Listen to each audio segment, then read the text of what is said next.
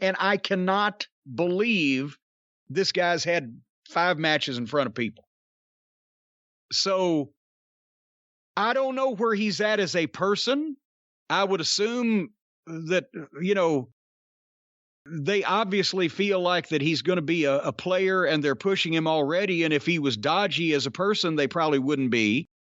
I don't know, besides injury, what else could keep this guy from being one of the top talents in the company in 2 or 3 years. And the last person I said that about was The Rock. I can think of what could screw it up. I gotta be honest with you. The only way that they can screw it up is if they run him out of the wrestling business and he doesn't want to do it because he's miserable. Because he's close to being bulletproof, because right now Rex Steiner is not experienced enough, even though he's seen his dad and he's obviously worked out some with his dad or his uncle or both, because he didn't just learn all this in training class. But he's almost bulletproof because he's one of these people that his natural charisma is going to make people react and respond to him, and the shit that he does and the promos he's doing already and the attitude he's got. He's a throwback in terms of, I'm a badass meathead and I want to stretch you. What about it? And the fans are so hungry for something like that because you can't find them anymore. And there's, think about Rick Steiner early in his career. They knew that he was going to be something, but his push came because the people started reacting to him long before they were really supposed to. You remember that? Of course. For the spot he was in, for the way he was used, the response was 2 or 3 times what it should have been. And that's what they said, well, let's just speed this up. And then Vince is going to see him and sit down with him and say, WWE has never had a podiatrist. And then next thing you know, that's a stupid fucking gimmick for the rest of his life. But no, hey, if they do that, Tony Atlas would hit the fucking ring on him. If they have a podiatrist gimmick in the WWF and they don't call Tony Atlas first. Oh, okay. I was wondering. He would be pissed the fuck off. Okay, see, I didn't know if you meant that Tony Atlas in real life would be pissed off about losing that gimmick, or in kayfabe, Tony Atlas would be feuding with the podiatrist because of his fetish, but I'm not sure exactly if they're natural enemies. I'm trying to think of that now. Would a man with a foot fetish see the podiatrist as his natural enemy? I don't know. Only in the wild, not in captivity. Anything could happen in WWE. They can coexist side by side in captivity. And as a matter of fact, maybe you could have a 2-for-1 deal. You could have, we'll go ahead and have Tony give you a foot massage, and if he gets a little too frisky, we'll have you checked out next door at the podiatrist, make sure he didn't break anything. My point is, anything could happen to WWE. They could screw up anybody. You could drop anything into their lap, and you never know. There are moments where organic things are allowed to happen, and we get a Rock and a Steve Austin. There are moments where guys that fans have quietly been getting behind for a while get a push, and it takes a little while, but finally it works, like a Bret Hart or Shawn Michaels even. Although it didn't really work as well as Shawn Michaels. People like to overlook that. Awful drunk champion. And then not as bad as Nash or Diesel. Then there are guys, they try to force feed people, and they try to force gimmicks on them, and they try to force them to speak in unnatural ways. We haven't, from what you tell us, we haven't had that so far with Bron Breakker or Rex Steiner, other than the stupid name. That's really the biggest problem. But Vince McMahon, this version of Vince McMahon especially, he screwed up the Road Warriors. He could screw up Bron Breakker, old man Vince. He could screw up anything. I have a lot of faith in Vince McMahon and his ability to fuck things up. Well, now while still making lots of money. When he screwed up the Road Warriors, there was a lot of top talent, a lot of top guys, a lot of guys that were over. We haven't seen a lot of guys in recent memory with the potential and the talent and the tools that this guy has. And I honestly think he's bulletproof enough with the people who, and now they're smart and they know he's a Steiner, that if they give him a shitty gimmick, it will rebound in terms of the people will just be more on his side as a person. And it'll be another one of these deals where they start hijacking the show to either get him. They'll put him in the Danielson spot where we want him in the main event instead of the other guy, or they'll give the exact opposite reaction to what the company wants them to just because they want to exert their displeasure. But this guy is going to be a star in the wrestling business if he wants to be, as long as he wants to be. Or they're going to bring him up, and it'll be even if it's not a podiatrist gimmick, if it's just, a hot dog makes him lose control, they'll bring him up, and he'll win the first week with some hot dog weird quirk. They'll give him something. Wait a minute. You mean he's going to have a lookalike cousin from England, and they're going to do split screen with him and playing both parts, where he's Rex or Bron, and then he's Lon. They've already got a Vaughn, so he's Bron and then he's Lon, and Lon is from England and he speaks with an accent. Well, Patty adores the crepe Suzette, the ballet russe, and crepe and all that other stuff. Yeah, I think that's a good idea too. But they'll bring him up. He'll win week 1. He'll lose week 2. There'll be a third match with the same person he's been wrestling or dealing with for the first few weeks, and then he'll just be like everyone else. You win 1, you lose 1. You're insufferable on TV, nonstop. Nothing new ever happens. Nothing fresh ever happens. If you bring him up and just mix him in with that, then they screwed him up, because you do have a chance with certain guys, and this appears to be one of those guys where you can bring them up and do something a little different and maybe they'll stand out. I just don't have faith in them doing that. Well, I'll tell you what, and we're putting this on tape. Well, we're not putting it on tape. It's being recorded. It will live forever in infamy on the internet. I will bet you $500 right now that Bron, maybe not under this name, but the human being occupying the gimmick of Bron Breakker, good old Rex Steiner, will be the WWE one of them champions within the next 36 months. Within the next 36 months, I wouldn't take that bet. If you want to say within the next 24 months, I'd take that bet. Split the difference. 30 months, 2.5 years.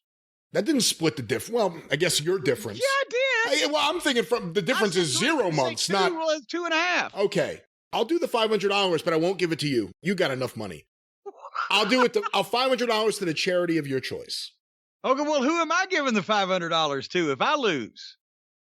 A charity of my choice, I guess. Oh, God, you wanted to say me.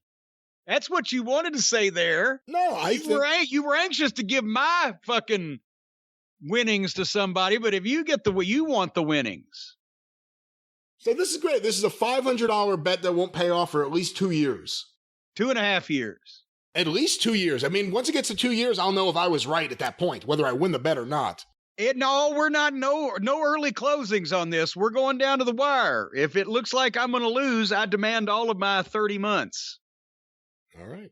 We'll see what happens. Because it was, let's say, how long was it? Well, Vince McMahon owned the WWE in 30 months. I ain't betting on that. When did The Rock first win the WWE championship? Back when it was the WWF championship and there was only one of them, so it meant something. Either maybe late 98, early 99. I don't know off the top of my head. Okay, so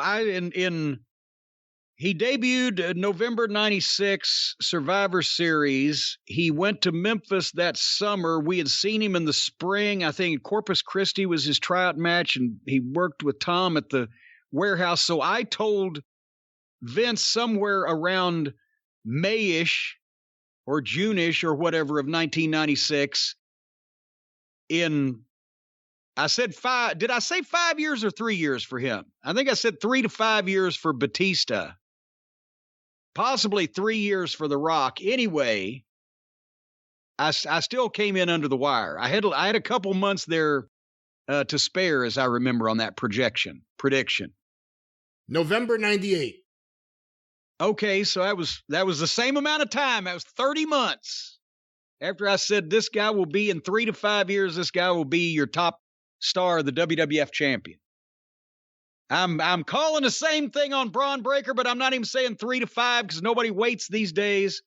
I'm saying 2.5 years. All right. You know why, Brian? No, I have no idea why. I'll tell you why, because I look at Rex Steiner and I see a guy that reminds me of what Mama Cornette used to say. You better eat a whole bunch more of meat and potatoes before you go trying to mess with me, pal. And it looks like Rex Steiner has been eating his meat and potatoes. He's not one of these quiche eaters. He's not one of these vegetarians. He doesn't like to chaw into a turnip when he's frustrated like Austin Aries or some of these people. He's a carnivore. He's a big meathead and he likes meat. And you know what? We all like meat at the holidays. And that's why our friends at Omaha Steaks have the perfect gift package for the holidays. If you want to give yourself a gift, you can do that. If you want to give others a gift, well, hey, if you just want to throw your money away needlessly, go ahead. I'm not going to stop you, but whoever gets the perfect gift package from omahasteaks.com is going to be smiling from ear to ear. They're going to have to wipe the happiness off their face with a sandblaster because you're going to get 24 entrees, the world-famous bacon-wrapped filet mignons, chicken breasts, sides, desserts. They got those, holy mackerel, those big hot dogs. They're plump. They're giant-sized even. My God, they ought to call them John Holmes dogs. If you go to omahasteaks.com and enter the code, what do you can add dogs? I don't know. I don't think that really rolls off the tongue. Johnny Wad dogs may work better. Well, that might be, but we shouldn't say things like this because we don't want to give anybody any free ideas.